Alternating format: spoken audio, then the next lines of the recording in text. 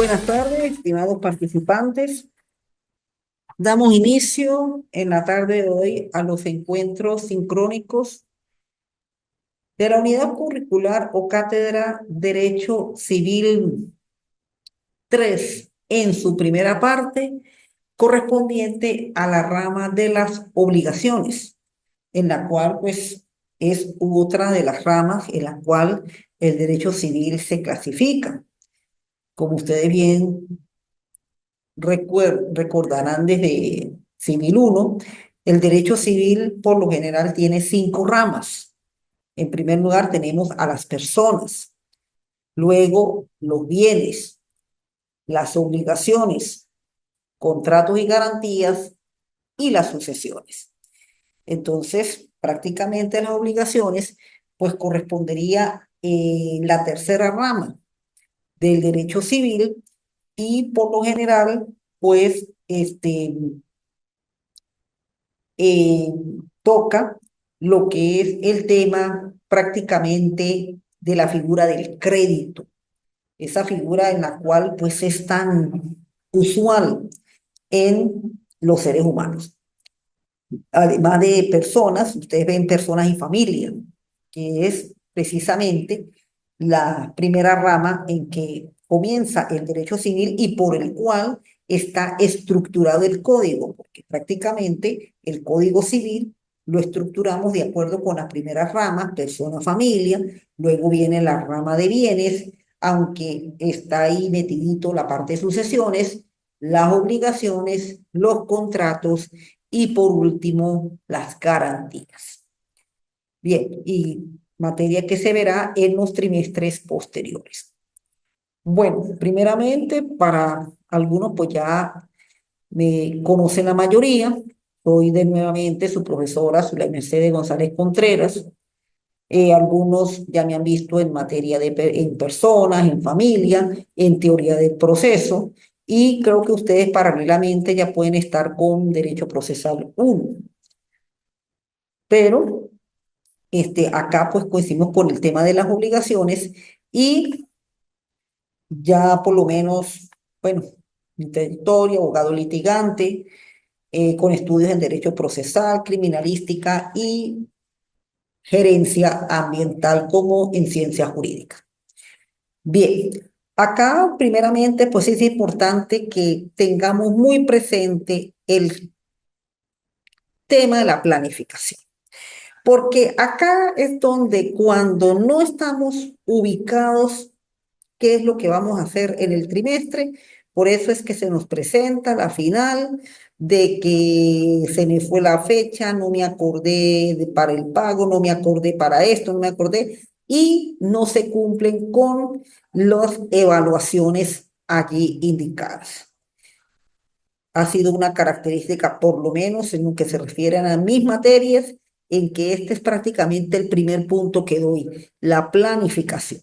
Y para este trimestre, para este periodo 2025-1, pues hubo un pequeño cambio en la cual de 4 evaluaciones se pasa a 3 evaluaciones.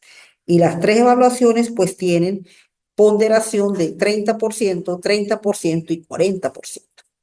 Entonces, como son 3 evaluaciones, pues el compromiso es mucho más exigente, puesto que ya las oportunidades son menos y el porcentaje pues va a ser un poquito más.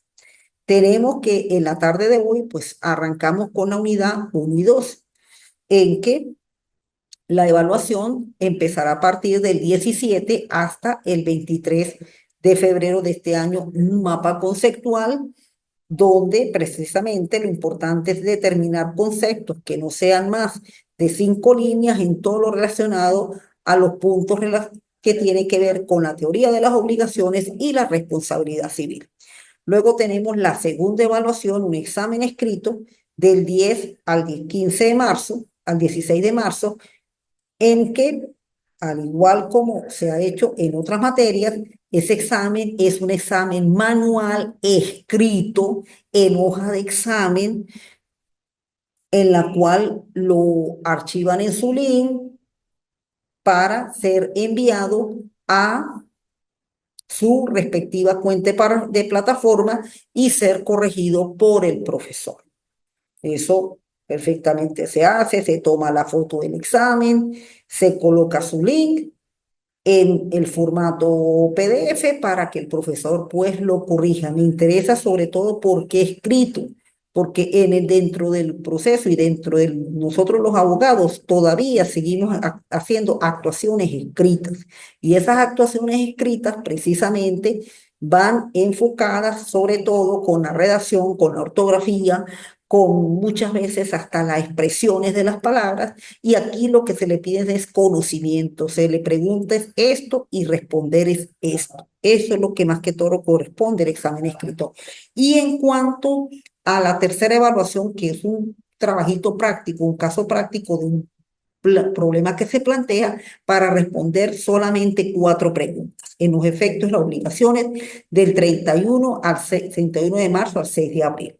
Luego tienen, después de la Semana Santa, del 21 al 26 de abril, el recuperativo, que el recuperativo es presentar la evaluación que no presentó de una de las 3. No es presentar las 3, sino presentar una de las 3 que no presentó. O sea, que por mínimo tienen que presentar 2 en el trimestre. Y si por X o por Y no presentaron una, esa es la que van a presentar en el recuperativo. Por favor, lo ideal es que presenten las 3. No dejar para recuperativos. Pero como una vez comprende y entiende, y más que todo, con estos sistemas de plataforma, debido al asunto de la luz y todas estas cuestiones, pues se le da la oportunidad de recuperar ese uno solo, cual la evaluación que de acuerdo a esas 3 oportunidades no pudieron presentar, pero solo una es la que se presenta. Bueno, espero que por lo menos la planificación la estén revisando constante y permanentemente para que a la final no se tengan inconvenientes y apuros con las evaluaciones.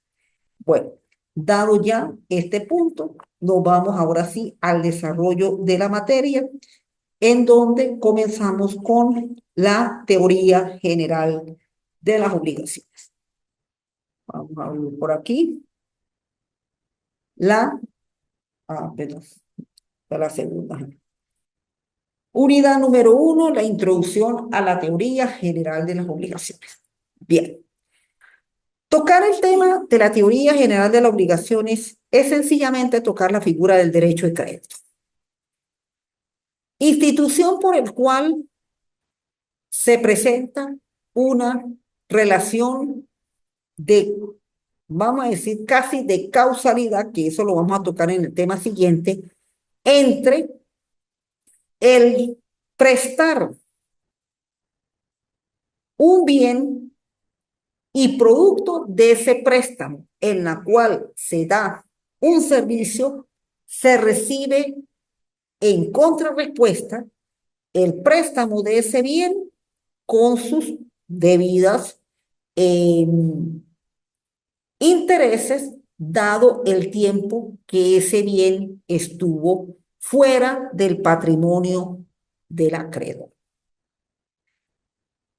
Y ese bien precisamente es la palabra dinero. El dinero que es el que lo puede todo, el que lo soluciona todo, el que saca de apuros a las personas, también se puede convertir en un servicio cuando esa actividad de préstamo se convierte en una actividad verdaderamente de utilidad, tanto para uno como para otro. Y esa utilidad va a corresponder cuando quien presta por cierto tiempo recibe esa contraprestación, claro, con sus correspondientes intereses productos del tiempo en que ese dinero estuvo en trabajo. Bueno, así sencillamente es como corresponde el tema de las obligaciones. Y es tan importante el tema de las obligaciones que yo les recomiendo tener muy presente estas clases de obligaciones, porque precisamente con las obligaciones es donde son las figuras del derecho sustantivo que se va a aplicar dentro de uno de los procedimientos los famosos juicios ejecutivos, que corresponden a los juicios especiales del libro cuarto del Código de Procedimiento Civil. Esos juicios, precisamente, la pretensión de ellos son pago de dinero, es decir, donde haya existido obligaciones. Bien, por eso, acá, dentro del contenido en el cual corresponde el tema de hoy, la materia de hoy, está la obligación jurídica, la obligación como tal, las fuentes de la obligación, es decir, de dónde nace, de dónde se producen las obligaciones y la clasificación de las obligaciones.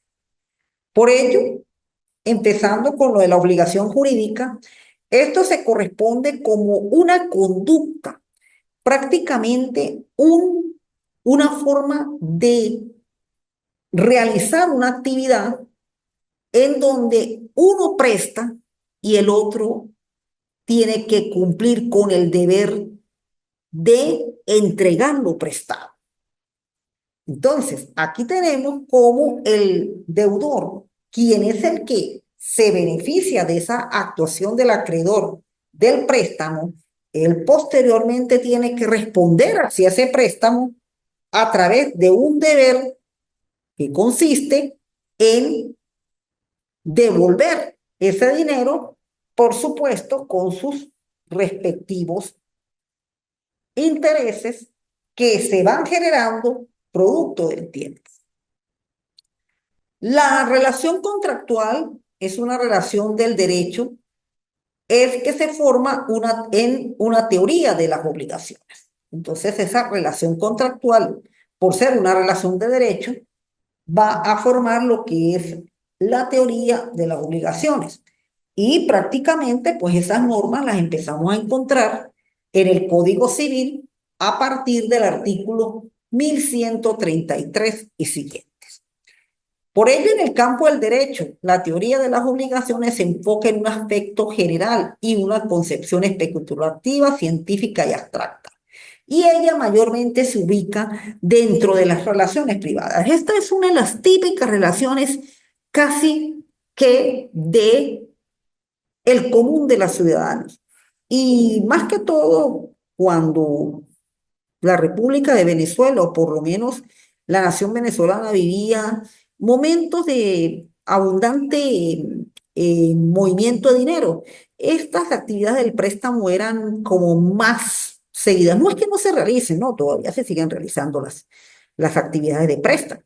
Eso nunca ha desaparecido, pero llegó un momento en que prácticamente pues prestaba de las entidades financieras en todos sus niveles, porque ahorita la actividad del préstamo en las entidades financieras pues ha sido muy selectiva, ¿ve? Más que todo se busca son actividades que tengan que ver con consumo y con emprendimiento, por lo menos actividades de préstamos personales y actividades de préstamos, sobre todo créditos hipotecarios, pues todavía se encuentran suspendidos. Solamente pues vamos a decir a nivel de las figuras de las tarjetas de crédito, pues es donde se está otra vez incentivando el poder de consumo, pero mayormente sí, la actividad del préstamo, pues es una actividad que está desde las instituciones del derecho romano y por lo que más que todo se ha manejado desde el punto de vista personal de las personas como tal, relaciones privadas exclusivamente, a excepción de la actividad bancaria que ya es con una institución jurídica, pero por lo general es una actividad que se lleva mucho, es entre las personas. Bien, por ello, ya tocando lo que es el tema de la obligación civil, vamos a tocar autores como Tirgullero, Colina y Capital y García Maínez, en que coinciden, en que coinciden, le- aquí, en que coinciden en que la obligación es una relación, vínculo o necesidad jurídica entre dos personas. Por eso es más que todo muy personal, ¿eh? Se enfoca mucho en las relaciones privadas porque es muy personal. Acreedor y deudor, donde una hace una prestación, ¿quién por lo general presta? El que presta el acreedor. Y la otra cumple con la prestación mediante el pago, es decir, con el deber de pagar esa prestación que lo hace a través, por lo general, del dinero. Pero ello no opta que se pueda hacer de otra manera, por lo menos a través de especies. Usted llevó a cabo una acción, pero pudiera ser que a lo mejor ese pago sea en especie, no sea en dinero, sino en especie, que es la llamada, pudiera ser a través de una permuta o de una compensación en especie, por lo menos. En la antigüedad se utilizaba mucho lo que llamaban el trueque. Es decir, si yo te daba pollo, tú me dabas una gallina. Si tú me dabas una costilla, de repente tú me dabas hueso. Y así sucesivamente, ¿ves? Pero a raíz de que empezó a surgir el papel moneda y el dinero, pues ya el préstamo se hizo fue a través más de esta figura que estar intercambiando productos, bienes y servicios, etcétera.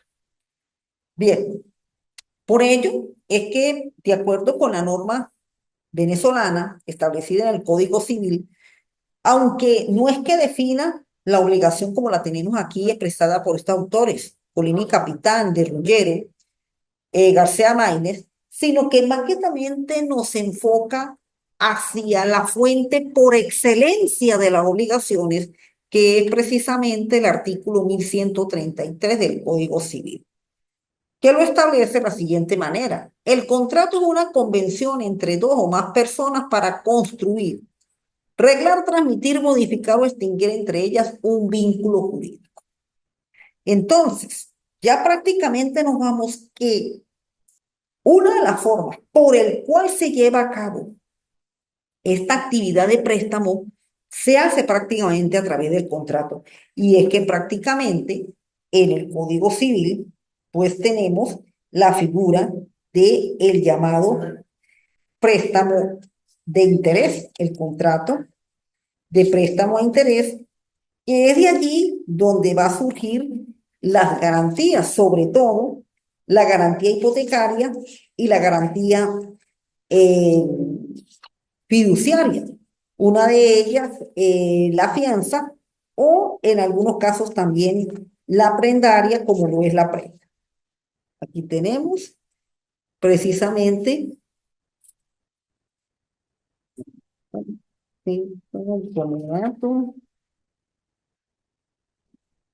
vamos por aquí, como dato, ajá, préstamo interés. Se permite estipular intereses por el préstamo de dinero, frutos u otras cosas muebles. El interés legal o convencional, el interés legal 3%, el convencional no tiene límites, sino lo que fije de acuerdo a la designación de la ley. Bueno, entonces, como se dice, aunque ellos tocan mayormente el dinero, sin embargo, la ley abre un camino en la cual pues también se utilicen bienes y servicios. Y muchas veces en los actuales momentos, producto de esta situación donde precisamente la capacidad de pago pues se ha visto bastante mermada todavía por la situación país, sin embargo pues han habido opciones de a través de bienes y servicios o a través de bienes pues puedan llevar a cabo el pago de esas cantidades que en dinero por los momentos se hace difícil hacer. Entonces acá precisamente, ¿por qué partimos del contrato? Porque es que el contrato prácticamente es la fuente por excelencia de crear o de hacer o de nacer obligaciones. Y la obligación precisamente, aunque lo general es el préstamo en dinero, pero muchas veces puede ser una actuación que no tenga que ver con dinero, sino sencillamente con la prestación de un servicio. Por eso hay contratos como en el caso del mutuo, como en el caso de comodato, que son préstamos más que todo para usar el bien, no tanto dar en dinero, sino usar el bien y de ahí poder obtener un beneficio que actualmente pues se está llevando a cabo en algunas actividades. Bueno, tenemos en cuanto a los elementos de la obligación, por lo general la obligación tiene tres elementos. Aquí es una de las instituciones jurídicas donde todos se concentran en tres actores. Primero, el acreedor, que son los sujetos. Acreedor, deudor, los sujetos. El vínculo tiene que ver una interacción, un vínculo que se lleva a cabo entre acreedor y deudor. Entonces, el vínculo, que es el nexo acreedor y deudor, los sujetos acreedor y deudor y la prestación de acuerdo a la naturaleza del contrato. Y esa prestación por lo general se da de tres maneras: dar, hacer y hacer, no hacer. Dar, que es la transmisión o entrega de la cosa. Mayormente un típico prestación de dar es la venta. La venta es una típica de dar. De hacer, precisamente, es cuando se prestan a través de cantidades. Y aquí es donde funciona el préstamo. El préstamo sobre todo en dinero. Y la de no hacer, pues precisamente es abstenerse de realizar la obligación. Esa es sencillamente lo que consiste el elemento de la prestación de acuerdo a la naturaleza del contrato.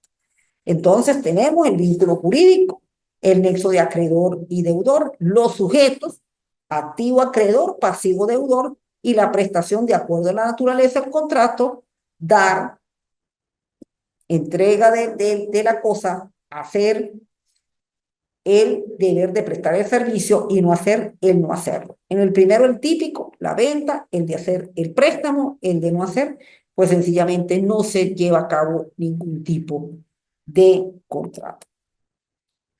Bien, como fuentes de las obligaciones, pues tenemos de dos formas que se irán a explicar en la unidad 3.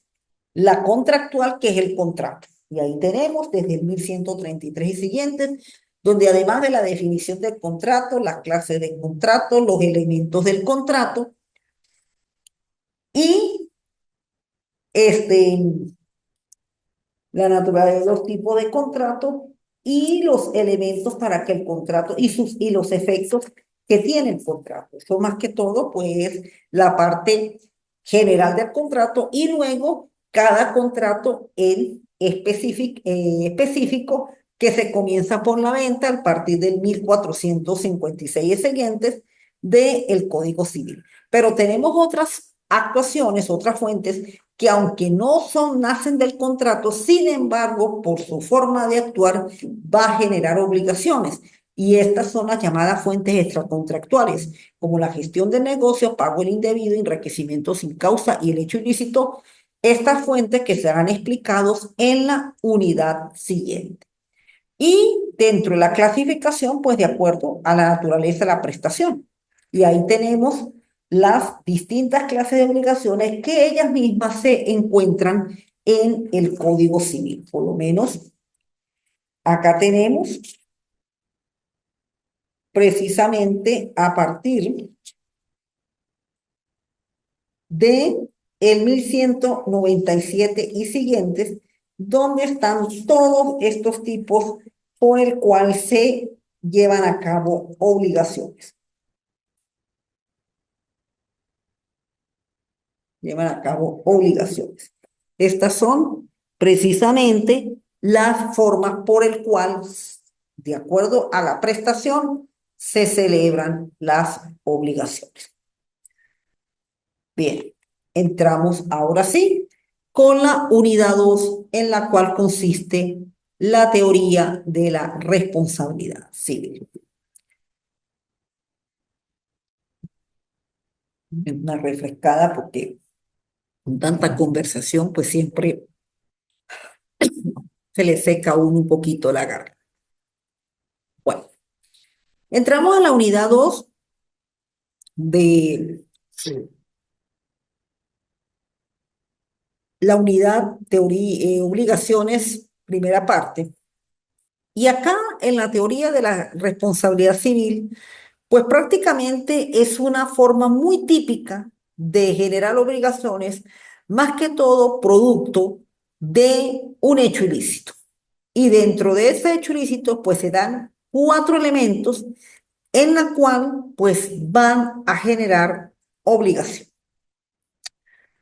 Para partir de la responsabilidad civil y dado el material de apoyo que ya se encuentra en su plataforma, pues desde el punto de vista de la doctrina, la responsabilidad civil pues está en la ley más que todo dentro de la figura del hecho ilícito. Pero ¿cómo es que se materializa la responsabilidad civil? Bueno, la doctrina en este caso lo resuelve, o por lo menos lo explica, tomando en cuenta estas dos importantes opiniones de estos autores europeos, Bontour y Sabatier, francés y alemán, en la cual exponen lo siguiente. Para el francés Montour, la responsabilidad civil es aquella situación jurídica donde el patrimonio de una persona se compromete cuando ha causado un daño injusto. Ese daño injusto por lo general lo produce por un incumplimiento y dado a ese incumplimiento y el daño injusto ocasionado tiene que reparar.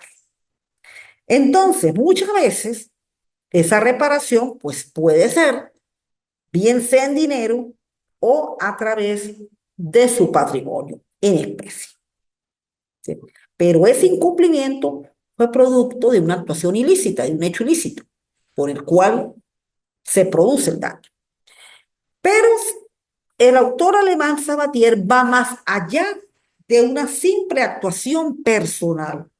Ya Sabatier no involucra solo a la persona por sí misma, sino a aquellos que hasta dependen de ella, pueden producir daño y por lo tanto esos dependientes que producen el daño obligan a el principal a reparar el mismo. Explica Sabatier, es la obligación que incumbe a la persona de reparar el daño causado a otra por su propio hecho, ¿cómo no? O por el hecho de personas o cosas dependientes de ella. O sea, tiene una relación de dependencia. En el caso de las personas, bueno, los hijos menores de edad. Y tenemos un caso donde precisamente por el daño producido por esa persona dependiente de ella genera una obligación y por lo tanto tiene que cumplir. Bueno, para algo muy sencillo, el hijo ya comienza a ser muchacho, póngale 14, 15 años, y le da por agarrarle el carro del papá. Bueno, ahora hasta será la moto del papá, porque ya hoy en día, pues, sale un poco costoso estar comprando carro, sale más fácil comprar una moto, y se estrella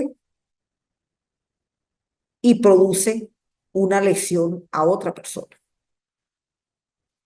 Como ese menor depende de otra persona y el vehículo no es de la menor, sino es de otra persona, pues precisamente esa persona tiene, además de reparar, si es que le causó una lesión un daño a la moto, pues los daños que le ocasionó a esa persona que producto de la imprudencia, de la negligencia en el manejo de ese vehículo por parte de ese adolescente, le causó lesiones y por lo tanto tiene que reparar ese daño causado. Ahí tenemos el caso de personas. Vámonos con cosas.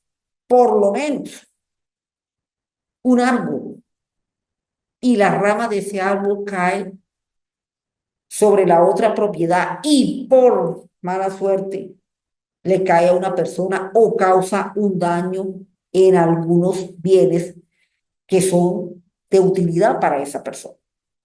Entonces, ese daño producido por una cosa, el dueño de esa cosa, pues tiene que reparar el daño producido por ella.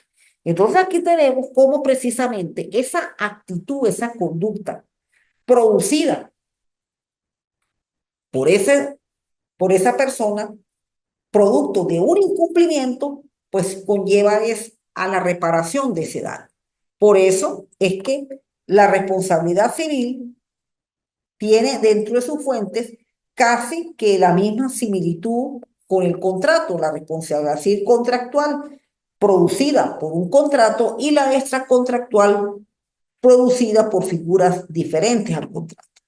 Entonces, por ello es que la responsabilidad civil, por ser más que todo un acto de orden muy personal, en la cual conlleva producto de un incumplimiento, va a generar estos requisitos. La culpa, en primer lugar, producto de la culpa se genera el incumplimiento, ese incumplimiento, producto de la culpa,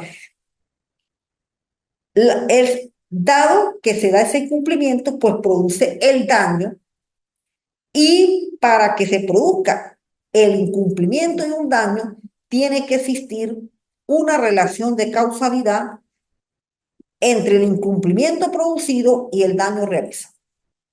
Y más que todo ese cumplimiento, pues tiene que tener un carácter culposo para que pueda generar responsabilidad civil. Bueno, acá tenemos que el incumplimiento debe ser culposo para que se genere la obligación de reparar el daño. Esta responsabilidad civil como supuesto del causante del daño debe ser culpable y la culpa supone un presupuesto fundamental que es la imputabilidad. Condición sine qua non para que haya culpabilidad y de allí la responsabilidad civil. La inimputabilidad es posibilidad de atribuir moralmente a la persona la realización de un hecho, o sea, cuando se le pueda pedir cuenta de sus actos de acuerdo a la razón y a su conciencia. Bueno, es decir, que si la persona producto de la razón o de la conciencia este, se atribuye que no es capaz de realizar el acto, pues es inimputable. Pero si producto de la razón y de la conciencia es factible de que produjo el daño, pues ahí hay imputabilidad y al haber imputabilidad, pues conlleva a que tenga que reparar el mismo. Eso es algo en la cual pues también puede conducir a que si esa incumplimiento culposo ya se convierte en un daño demasiado grave, pues no solamente repara pecuniariamente o civilmente, sino que en algunos casos puede reparar hasta penalmente y ahí sí sería con privación de pena de libertad o régimen de presentación, de acuerdo a la magnitud como haya sido producido ese daño. El daño, toda disminución, pérdida que una persona puede presentar tanto en su acervo moral como en su acervo material. El daño moral puede ser una afectación psíquica, moral, espiritual, emocional que experimenta la persona.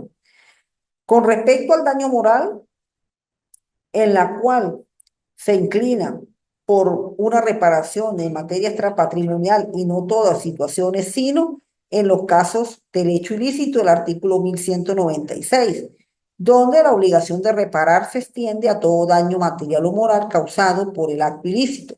El juez puede especialmente acordar una indemnización a la víctima en caso de una lesión corporal atentando su honor, su reputación, a los de la familia, libertad personal, como también en el caso de violación de domicilio, secreto concerniente a la parte lesionada. Pues puede igualmente conceder una indemnización a los parientes afines o cónyuges como reparación del dolor sufrido en los casos de muerte de la víctima. Bueno, por eso decía que cuando ya ese daño lleva más allá de un simple incumplimiento culposo, donde ya entra el elemento de imputabilidad y hasta puede generar una actuación dolosa, pues ya ahí más que una indemnización de orden pecuniario puede incluso producirse hasta una privación de libertad. Y ya eso entraríamos dentro del campo del derecho penal, dentro de la comisión de un llamado hecho punible, un delito, y pueden, como no, tener sistema de privación de libertad o alguna sustitutiva, un beneficio, pero naturalmente con una libertad condicional. Bueno, la figura de los daños y perjuicios, en la cual, pues, lo que mayormente se pide cuando se generan incumplimientos y hasta hechos de responsabilidad civil, tal cual como lo establece 1271. El deudor será condenado al pago de daños y perjuicios por inejecución de la obligación como por retardo en la misma, a menos si no prueba que la inejecución del retardo se produjo por una causa extraña, no imputable y que hubo mala fe. Eso es el principio general por el cual se puede exonerar el cumplimiento de la obligación, pero demostrando la causa extraña no imputable, en la cual pues es dentro de las fuentes extracontractuales, se tocará en el próximo tema. Y la relación de causalidad pues corresponde a la relación existente entre el incumplimiento culposo y el daño ocasionado. Se trata de una relación causa-efecto entre la culpa de la gente y el daño en función de la causa y el daño experimentado en función del efecto. Como objetivo fundamental de la responsabilidad civil está constituido en la reparación del daño causado. Cuando se va a ocurrir la reparación a la víctima por el daño causado, ésta debe cumplir una serie de principios y normas que operan para que opere la responsabilidad civil y por ende la reparación del daño. Esa reparación, pues naturalmente, tiene que ver con, más que todo, daños materiales y daños personales, bueno, sobre lesiones que sean de alcances levísimos y que pecuniariamente pues pueda reparar, porque ya todo aquello donde por lo menos se produzca alguna muerte, pues ya no estaríamos hablando de una responsabilidad civil, de una responsabilidad penal, de la comisión de un hecho punible, un delito, y ahí pues el pago con una pena de prisión o presidio de acuerdo a la magnitud del delito. Bien. Bueno, acá tenemos, estimados estudiantes, las dos primeras unidades de Civil 3 en su primera parte obligaciones y que corresponden a la primera evaluación. Por favor, con respecto a esta evaluación que es el mapa conceptual, por lo menos tratar de que los concepticos no pasen de 5 líneas, es decir, obligación tal, elementos tal, clasificación tal. Eso es más que todo lo que se le pide con la responsabilidad civil, pues igual. La definición, los elementos y muy brevemente qué consiste cada uno de ellos. Eso es todo lo que tienen que hacer. Bueno, de mi parte, pues muchísimas gracias por la atención y nos veremos en el siguiente encuentro sincrónico. Que tenga muy buenas tardes y hasta luego.